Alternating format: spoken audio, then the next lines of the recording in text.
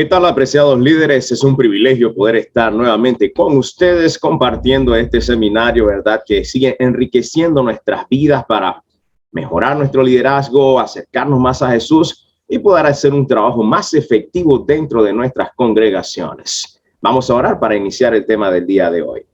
Querido Dios, gracias por tus cuidados, gracias por tus bendiciones. Ponemos, Dios, nuestro liderazgo en tus manos. Que los conceptos que vamos a aprender en esta mañana sean de bendición para nuestras vidas y podamos ponerlo en práctica. En tus manos de amor estamos, en Jesús. Amén. Muy bien, seguimos compartiendo con ustedes los lindos conceptos de discipulado. Ya pudimos ver que el discipulado en el contexto de Cristo en ese tiempo no era algo nuevo, era algo que se practicaba, estaba en el entorno de las personas y los grupos que compartían en ese momento, y de esa manera, ¿verdad?, el énfasis estaba en formar nuevos discípulos. Ahora, hay algo interesante que queremos compartir con ustedes inmediatamente, y es que nosotros hablamos de discipulado en el tiempo en que estamos, sí, enseñamos de discipulado, pero ¿saben qué es lo que está pasando, apreciados líderes? No vivimos en un ambiente donde usemos esta palabra con regularidad. Usted puede darme la razón en cuanto a lo que le estoy diciendo. No usamos esta palabra con regularidad, muy diferente a la realidad en los días de Cristo, cuando estaba Juan, cuando estaba Pedro, cuando estaba Pablo, cuando estaba Apolos. Esta palabra era común, era un término que se usaba, y no solo que se usaba, sino que también se practicaba. Ahora, los seguidores del Señor Jesús experimentaron una relación de discipulado. Sí, eso es lo que nosotros vemos plasmado en la palabra de Dios. Pero la gran pregunta es, ¿qué es un discípulo? Muchas veces nos hacemos esta pregunta nosotros mismos como líderes de iglesia. Pastor, bueno, hablamos de discipulado, sí, enseñamos de discipulado, pero ¿qué es un discípulo en realidad? Este concepto es interesante que nosotros lo tengamos claro para poder desenvolver el papel que queremos desempeñar dentro de la iglesia. Por supuesto, no se trata de comparar quién tuvo más discípulos, si Jesús o Juan, si ahora Pedro o María van a tener más discípulos. No, se trata, mi querido líder, de examinar si fuimos fieles. ¿Fieles en qué? En hacer discípulos de Cristo a todos los que podíamos, todos esos hermanos que han estado a nuestro alcance, esos hermanos con los que hemos estado trabajando años tras años, y poder ver que hemos hecho algo en la vida de ellos como resultado de nuestro trabajo. Ahora, las circunstancias pueden variar, pero la cosecha o el fruto del trabajo debe ser el mismo. ¿Cuál debe ser? Un discípulo. Ahí está el énfasis. La cosecha de tu trabajo, la cosecha de tu liderazgo debe ser uno solo, un discípulo. Sí, y en esto constituye el éxito de la misión, en esto se constituye el éxito de tu trabajo, en esto se constituye en lo que Cristo quiere hacer en tu vida, en mi vida, a través de tu liderazgo y el mío. Ahora, vamos a profundizar un poco en el entendimiento de lo que es un discípulo. ¿Por qué? Porque la claridad de la naturaleza del discípulo nos va a guiar a nosotros en la creación, puedo decirlo así en esta hora, en el ajuste de la forma en que se hacen discípulos en tu iglesia, en tu congregación, en nuestras congregaciones. No se trata, querido líder, de cómo hacen, de cómo luce, ni qué hace un discípulo, porque a veces nos enfatizamos en eso, ¿verdad? ¿Qué es lo que hace un discípulo? ¿Cómo luce un discípulo? ¿De qué manera se ve? Eso lo vamos a ver más adelante en otros seminarios que compartirán otros compañeros o su servidor, si le dan la oportunidad. Pero vamos a ver ese énfasis, ¿verdad? De lo que lo distingue como tal, cómo es, cómo se debe realizar, cómo se debe llevar. ¿Y qué hace un discípulo o qué hace que un discípulo sea un discípulo? Sería realmente el planteamiento que tendríamos que ver nosotros para poder seguir adelante en el proceso que estamos llevando dentro de nuestras congregaciones. ¿Qué hace que un discípulo sea un discípulo? Ahora, hay una palabra que nosotros hemos escuchado por allí y es la palabra griega matetes, ¿ok? La palabra griega matetes significa discípulo, significa seguidor, significa partidario de las enseñanzas de un maestro, significa estudiante, significa aprendiz. Y como podemos ver, tiene una diversidad de significados que va desde lo abstracto, pasando por lo intelectual hasta lo funcional. Tres conceptos fundamentales, ¿ok? Podemos decir de lo más simple a lo intelectual hasta lo funcional, la práctica, lo que se tiene que hacer dentro de esa palabra matetes, ¿ok? Discipulado. Ahora, tomando en consideración estas indicaciones, podemos definir de forma muy preliminar que un discípulo es un estudiante y seguidor de las enseñanzas de un maestro. ¿Qué les parece esta definición? ¿Ok? Un discípulo es un estudiante y seguidor de las enseñanzas de un maestro. Partiendo de allí, con una definición simple, sencilla, fácil de aprender, fácil de manejar, un discípulo es un estudiante y seguidor de las enseñanzas de un maestro. Ahora, por una parte, esta definición de discípulo plantea la necesidad de un maestro, ¿ok? Ahora ahí es donde tú entras en juego.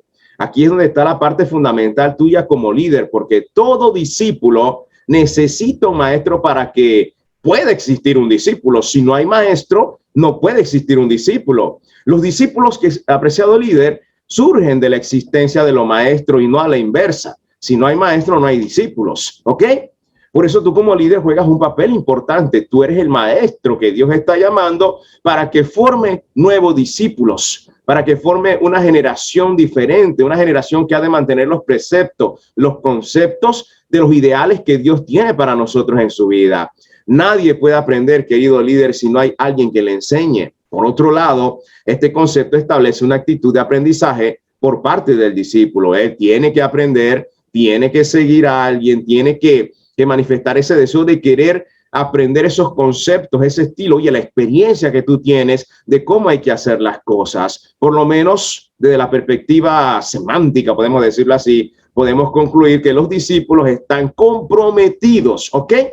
Están comprometidos a aceptar y a poner en práctica las enseñanzas del maestro. Un discípulo acepta, ¿ok?, las enseñanzas, y no solo las acepta, sino que también las va a poner ¿en qué? Las va a poner en práctica, ¿ok?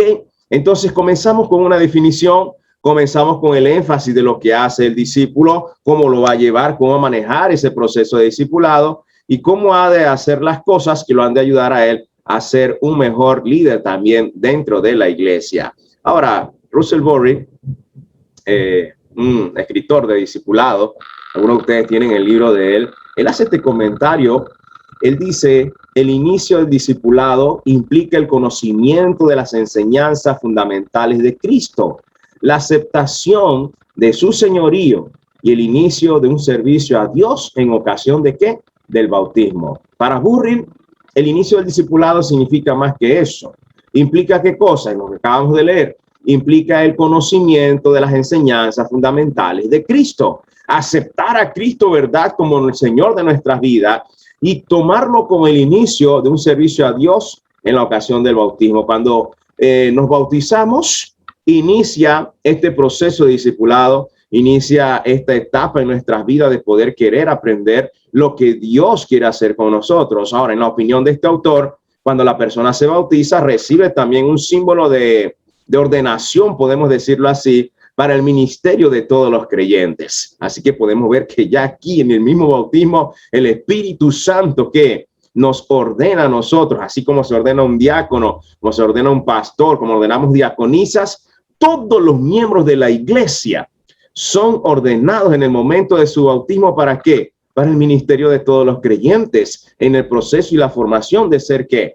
De ser un nuevo discípulo. Ahora, a través de todos los periodos, hemos encontrado que el discipulado ha tenido algunas facetas, algunos conceptos, y en el Antiguo Testamento tenía una faceta. En el mundo griego y romano tenía otra faceta. En el mundo helenístico vamos a encontrar que también tenía su faceta, y en el tiempo del judaísmo, que estaba en el tiempo de Jesús, vamos a encontrar que también tenía una faceta. Ahora vamos a describir brevemente en cada uno de estos periodos cómo estaba el concepto de discipulado para tener una idea solamente de cómo Dios llevó ese proceso, cómo las personas lo tomaban también para poder ver y entender el concepto de discipulado en diferentes áreas. Vamos a hablar un poco de del discipulado en el Antiguo Testamento. El término hebreo talmid, el cual es equivalente del griego matetes, ya nosotros hablamos de matetes, término griego, y dimos el significado que tenía, discípulo, servidor, seguidor.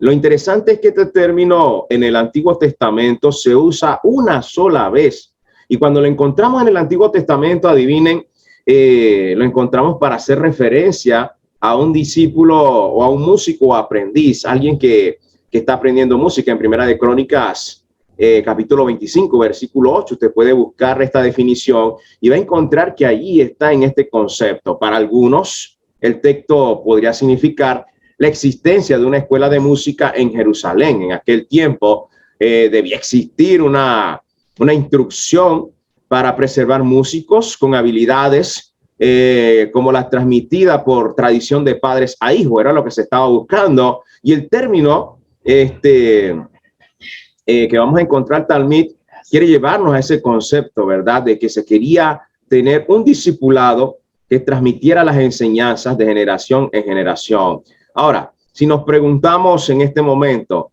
¿dónde se encuentra la visión del concepto de hacer discípulos en el Antiguo Testamento? Nosotros podemos decir que la respuesta es clara, apreciados amigos. Está en todos los lugares. Cuando usted está leyendo la palabra de Dios, va a encontrar el discipulado en todas las páginas, en todos los libros, en todos los conceptos, solamente que algunas veces es evidente, lo va a encontrar de manera clara, y en otra lo va a ver de manera velada, o sea, que no se ve, pero está allí el concepto de discipulado. Entonces es cuestión de poder ver nosotros, ¿verdad? Lo que Dios nos quiere transmitir. Por eso cuando estamos leyendo la Biblia vamos a encontrar algunos ejemplos de verlo en una forma clara. En Abraham, ¿verdad? Con Isaac, Isaac y Jacob, perdón, cómo se relacionaron con Dios, la forma como lo hizo Josué con Moisés, Eliseo con Elías es otro ejemplo muy claro en el ámbito general. Vamos a encontrar que el pueblo de Israel o Judá tenía una relación también con ¿quién? Con Dios. Dios quería ser discípulos, quería formar discípulos y lo quería hacer con su nación. Entonces allí está, lo vamos a encontrar, está plasmado y vamos a ver cómo el discipulado no es algo nuevo, como mencionamos anteriormente, sino que estaba allí el énfasis de Dios de querer hacer una generación, formar hombres y mujeres que mantuvieran los preceptos y formaran nuevas personas para prepararse para el reino de los cielos. Ahora, vamos a ver en el mundo griego y romano cómo estaba el concepto de discipulado. Ahora, la palabra matetes, que es la que encontramos en el concepto griego, nace en el mundo griego como una definición para ellos. Por primera vez vamos a encontrar que aparece el término en el siglo V. Heródoto lo usa y vamos a encontrar un triple significado para esta palabra matetes, y con una definición, es verdad, bastante interesante que quiero compartir con ustedes, ¿verdad? Para que puedan tener una idea de cuál era el concepto de la enseñanza que se tenía en cuanto a esta palabra. El primer significado lo vamos a encontrar aquí en sus pantallas. Podemos decir que podría significar un aprendiz que adquiere conocimiento. Primer significado para matetes, un aprendiz que adquiere conocimiento. Luego vamos a encontrar como segundo concepto que es un pupilo que además de aumentar su saber, se encuentra comprometido con las enseñanzas del maestro. Aumenta su conocimiento, pero se compromete ¿con qué? Se compromete con las enseñanzas del maestro. El acuerdo o pacto, podemos decirlo así, con sus enseñanzas, lo identificaban de forma permanente con el maestro y sus ideas. ¿Ok? Podemos verlo planteado con los seguidores de Sócrates, los seguidores de Platón, los seguidores de Zenón, incluso los de Aristóteles encuadran dentro de esta categoría que estamos mencionando, ¿sí? Sus alumnos eran llamados matetes. La tercera opción de definición de esta palabra estaba en la posibilidad de la distinción como discípulo o adherente. En este caso, como adherente, el seguidor tiene conocimiento, sí, está vinculado con el maestro. Vamos a encontrar que asume un compromiso con una nueva forma de vivir, y un discípulo no es un simple seguidor desde el punto de vista de la convicción intelectual, como lo ven algunos, sino un practicante de una cultura y de un estilo de vida que reflejan esa convicción. Y ahí está la clave, un practicante de una cultura y de un estilo de vida que reflejan esa condición. Así que de esa manera, vamos a encontrar de que nosotros vamos a ver cómo se manejaba el concepto, ¿verdad?, de matetes en el mundo griego, y pasamos entonces a compartir de manera resumida también cómo lo veían en el concepto helenístico. Miren, en el periodo helenista, el concepto de discípulo como practicante de un nuevo estilo de vida conforme a las enseñanzas de su maestro llegó a ser más frecuente. Eso lo vamos a encontrar en ese periodo helenístico. El concepto de seguir las enseñanzas conforme a su maestro llegó a ser más frecuente, con el primer significado de simplemente adquirir conocimiento. Había perdido fuerza en ese tiempo. El significado del término discípulo ahora aludía en el mundo griego a esa relación con los maestros que afectaba toda la vida del seguidor. El adherente que hacía aceptaba las ideas del líder y además imitaba su conducta. ¿Qué les parece? No solo aceptaba las ideas, sino que sus gestos, cómo hablaba, cómo caminaba, ellos también trataban de imitar esa conducta de su maestro. Y en algunos casos el discípulo explicaba o replicaba exactamente los gestos físicos, la manera de hablar de su maestro, cómo movía las manos, los gestos. Era interesante cómo estaba viéndose en ese concepto de discipulado en el mundo helenístico. Ahora, la relación del seguidor con el líder lo guiaba hacia una formación, y ese concepto es clave para nosotros también hoy. Los guiaba hacia una formación que incluía imitar el comportamiento y el estilo de vida del maestro. Ahora, en nuestro tiempo no vamos a hacer eso, que las personas caminen como yo camino, que hablen como yo hablo, que hagan los gestos que yo hago. No es lo que estamos buscando. Estamos buscando los principios y las ideas que están enmarcadas dentro de estos periodos para ver el concepto de discipulado en sus diferentes facetas y cómo lo podemos aplicar nosotros en el tiempo en el que estamos, en el contexto, el entorno en que estamos, la cultura en la que estamos, para poder hacer del discipulado una manera más efectiva en nuestro trabajo dentro de nuestras congregaciones. Ahora, había un periodo más que era el discipulado en el judaísmo. ¿Qué podemos decir de aquí? Bueno, con sus distintas variedades, por las visiones helenísticas y con sus raíces del Antiguo Testamento, ¿qué hacían los judíos? Los judíos compartían y vivían la experiencia de la relación maestro-seguidor. Era lo que hacían, la experiencia de maestro-seguidor en toda su intensidad. El mundo del judaísmo en los tiempos de Cristo estaba colmado de la visión y práctica del discipulado. Eso lo habíamos mencionado, ¿verdad? Se estaba viviendo eso allí. Y un universo de corrientes y prácticas de discipulados ocurrían en el devenir judío de forma rutinaria.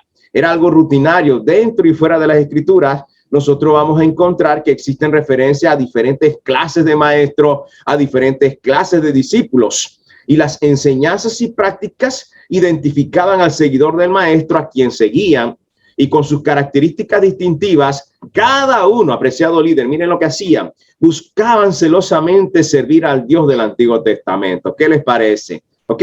Estaba el énfasis allí, buscaban servir al Dios del Antiguo Testamento, y ese era el periodo de lo que nosotros encontramos en el mundo del judaísmo. Ahora, no podemos hacer una pregunta, ¿qué es un discípulo? O podemos decir ahora, un discípulo es, en base a las definiciones que tenemos, que como tienen en pantalla, que desde el punto de vista etimológico, el discípulo es un ¿qué? Es un aprendiz, un discípulo es un alumno, un discípulo es un pupilo. Además, este aprendizaje o discipulado tenía diferentes niveles o compromisos que iban desde la simple aceptación intelectual de una enseñanza hasta la imitación de la vida del maestro. Como pudimos ver, la visión del discipulado en el judaísmo iba más allá de una aceptación de las verdades intelectuales. El propósito era la reproducción de una vida. Ahí estaba el énfasis, reproducir una vida. Que el precepto continuara, transformar esa vida, ser un nuevo discípulo, que el maestro pudiera sentir, ¿verdad?, que tenía una persona iba a seguir con los preceptos que estaba enseñando hasta ese momento. Así que vamos teniendo claro el concepto, ¿verdad?, de lo que es un discípulo, definiciones claras y sencillas. Y comenzamos a preguntarnos entonces, ¿qué visión tenía Cristo para sus discípulos? Esta es una interrogante sumamente interesante para comenzar nosotros a compartir con ustedes. ¿Saben por qué? Porque llama la atención que el mismo Evangelio de Mateo, relatando el llamado de los discípulos junto al mar de Galilea, registra cuál era el propósito y la intención de Cristo al invitar a sus seguidores a que vinieran hacia él, y queda claramente definido, ¿verdad? Por eso ahí en pantalla ustedes pueden ver que Mateo capítulo 4, versículo 18 al 20, dice el texto: andando Jesús junto al mar de Galilea, vio a dos hermanos, Simón llamado Pedro y Andrés su hermano, que echaban la red en el mar porque eran pescadores. Noten el concepto, ellos eran ¿qué? Pescadores. Y les dijo: venid en pos de mí y os haré pescadores de hombres. Ahí está el otro concepto que vamos a resaltar. Ellos entonces, que hicieron ¿qué? Dejando al instante las redes, le siguieron. Noten bien, la escritura señala lo que Cristo quería hacer con sus alumnos. No necesitamos inferir, suponer o imaginar. Está escrito aquí en el texto que tenemos en pantalla. Ya no trabajarían como pescadores buscando peces. Ahora aprenderían el arte de ¿qué? El arte de pescar hombres. Permítanme clarificar que esto va más allá, ¿verdad?, de una metáfora que fuera significativa para ellos. El resultado era real, amigo que me estás escuchando, y no era místico, intelectual o contemplativo. El producto era ¿qué? Era tangible, práctico y profundamente vocacional. Cristo iba a evaluar el resultado de su tarea de formar nuevos discípulos por una sola categoría: ser un pescador de ¿qué? De hombres. Ahí estaba el énfasis, ¿verdad? Si él lograba eso, su trabajo de discipulado sería un éxito, hacerlos pescadores de hombres. En esto consistiría el éxito de su ministerio. Ahora, el discípulo cristiano es un alumno, es un aprendiz, es un pupilo del gran maestro que colabora con él ¿en qué? En el cumplimiento de la gran comisión. Así que vayan tomando nota de eso, ¿ok? El discípulo cristiano es un alumno, aprendiz o pupilo del gran maestro que colabora con él en el cumplimiento de la gran comisión. Hemos hablado de la gran comisión en Mateo capítulo 28, versículos 18 al 20. ¿Ok?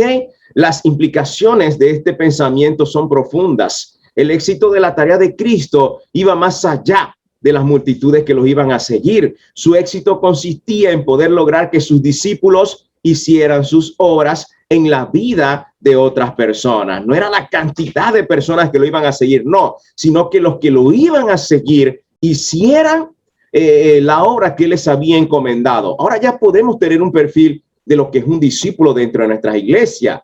¿Cómo yo voy a medir el trabajo que estoy haciendo discipulado con los miembros de mi iglesia? Voy a lograr que mis hermanos, las personas que me rodean, puedan cumplir con ese propósito que Dios me encomendó, de que ellos puedan cumplir esa obra en la vida de otros. Ahí está el concepto de lo que nosotros tenemos que hacer e ir evaluando, porque Cristo tenía esa visión para con ellos, que eran sus seguidores. En este sentido, nosotros podemos ver de que Cristo les reveló su propósito a ellos al llamarlos ¿qué?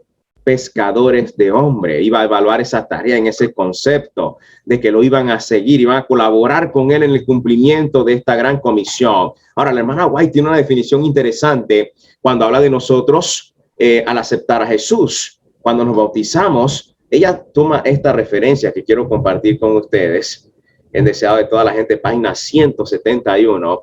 Ella menciona allí en este precioso libro: cada verdadero discípulo nace en el reino de Dios como ¿qué? Como un misionero.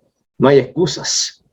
Es que a veces pensamos, ¿verdad? Tenemos este concepto más adelante de que algunos tienen este privilegio de que solo los pastores tienen que hacer la obra misionera, de que solo los líderes tienen que hacer la obra misionera, de que algunos nacen con ese talento. No, la sierva del Señor en este escrito, ¿verdad?, manifiesta: cada verdadero discípulo nace en el reino de Dios como misionero. Y se supone, apreciado líder, que todos en la iglesia debemos llegar a ser discípulos de Jesús. ¿Qué quiere decir eso? Que todos fuimos llamados para ser, ¿qué? Misioneros, dentro del cumplimiento de la misión, cumplir la obra que Dios nos encomendó. El discipulado, en el concepto bíblico, significa aprender a imitar a Jesús en su obra y misión, ¿ok? Imitar a Cristo en su obra y misión. Ahora, hay un párrafo interesante que yo no quiero pasar por alto y yo quiero que tú lo grabes, lo compartas en tu estado de WhatsApp, en tu Facebook, con los hermanos en la iglesia, porque lo que les acabo de mencionar es un pensamiento que está en muchos de nuestros hermanos. En Testimonio para la Iglesia, tomo 5, página 363, la escritora Elena G. de White, ella manifiesta este sentir del pensamiento que tienen algunos. Dice, muchos suponen que el espíritu misionero y las cualidades para el trabajo misionero constituyen un don especial. Óyase bien, es lo que muchos piensan. Es un don especial que se otorga a los ministros y a unos pocos miembros de la iglesia. Concepto errado. Por eso hay poco compromiso. Por eso vemos que no entran dentro del rol de ser discípulos, porque piensan eso es para algunos ministros o para los ministros, algunos pocos miembros de la iglesia, y que todos los demás han de ser menos espectadores. Por eso ustedes ven que eso es lo que tenemos en las iglesias. Espectadores solo se sientan a ver cómo algunos hacen la obra, cómo traen almas para Cristo, cómo se lleva adelante la misión. Ellos solo se la pasan, ¿qué? Observando y viendo lo que está sucediendo. Dice, nunca ha habido mayor error, ¿verdad? Al tener este concepto de pensar. Todo verdadero cristiano ha de poseer un espíritu misionero, porque el ser cristiano es ser como Cristo. Nadie vive para sí. Y si uno, ¿verdad? Vive de esa manera, no tiene el espíritu de Cristo. No es que, no es de él. No es de él. Romanos 8:9 hace énfasis también, ¿verdad? En cuanto a eso, usted puede leerlo en su casa. Pero ahí está el énfasis, el error del concepto que se tiene en la mente de algunos en este tiempo. Eso es para algunos, esto no es para mí, y todos somos espectadores. Ahora, un discípulo es alguien que tiene el espíritu misionero, hermano y hermana que me estás escuchando.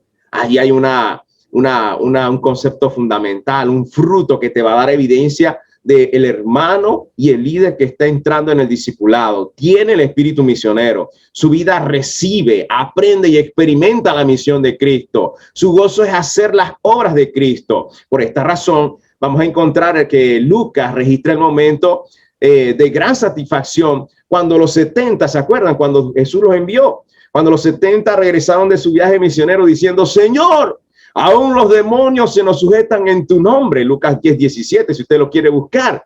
Ellos dicen, ¿verdad? Hasta los demonios se sujetan en tu nombre. Había gozo en lo que estaban haciendo, en lo que estaban experimentando. No solo estaban viendo cómo los 12 lo hacían, no. Ahora nosotros vamos a hacer también. Ahora, en este momento, cuando alguien podría preguntarme, pastor, usted está hablando de discípulos que eran apóstoles.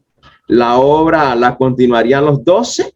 Les pregunto yo a ustedes, ¿solo ellos? ¿Acaso no existe una diferencia entre la obra de los pastores y los miembros de la iglesia?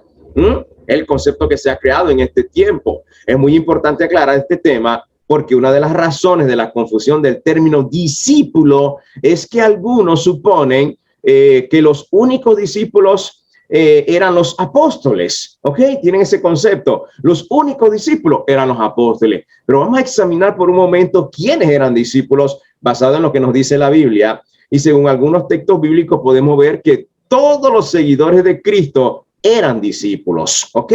No solo los 12 apóstoles, todos los seguidores de Cristo eran discípulos. Vamos a ver por lo menos 2 o 3 textos. El primero que quiero compartir con ustedes tiene que ver con José de Arimatea. José de Arimatea era discípulo, aunque él no era de los 12. Aclaro eso. José de Arimatea no era de los 12. Los evangelios de Mateo y Juan lo señalan, ¿verdad? Mateo 27:57 dice que cuando cayó la noche, llegó un hombre rico de Arimatea llamado José, que también se había hecho discípulo de Jesús. Juan 19:38 también indica que después de todo esto, José de Arimatea, que era discípulo de Jesús, pero secretamente por medio a los judíos, rogó a Pilato que le permitiera llevarse el cuerpo de Jesús y Pilato se lo concedió. Entonces fue y se llevó el cuerpo de Jesús. ¿Notan el concepto? No era de los 12, pero el texto dice que era ¿qué? Era un discípulo. Vamos a ver otro ejemplo.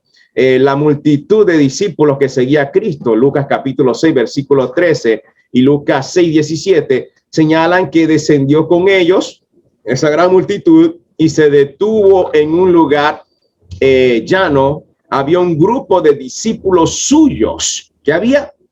Un grupo de discípulos suyos y una gran multitud de la gente de todas partes de Judea, de Jerusalén y de la región costera de Tiro y de Sidón, que habían venido a escucharle y a ser sanados de todas sus enfermedades. Lucas 3:19 nos da otro concepto, ¿verdad?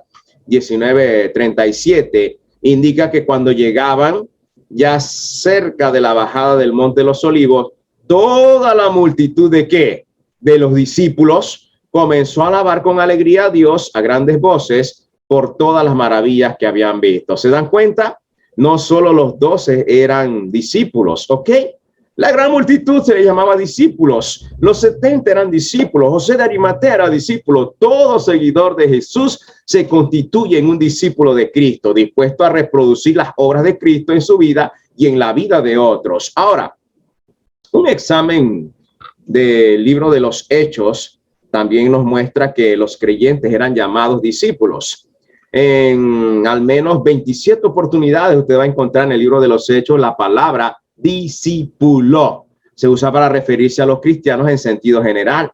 De igual forma, Hechos 11:26, miren cómo declara este término el texto. 11:26 dice, la primera vez que se usó el término cristiano, y es interesante cómo lo presenta Lucas. Él dice, a los discípulos se les llamó cristiano por primera vez en Antioquía.